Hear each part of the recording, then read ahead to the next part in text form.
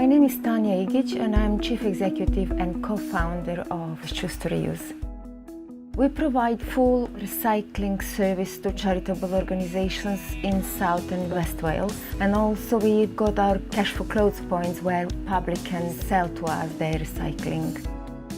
The business has grown quite rapidly. In less than 2 years we recycle 66 tons a month, so if you multiply that with 12, it's quite a significant number. It seems that we overgrown this 5,500 square feet where we are now, and we managed to create in less than 2 years 10 jobs. We've got people with learning difficulties, we've got people from minority backgrounds, or those disadvantaged in the community.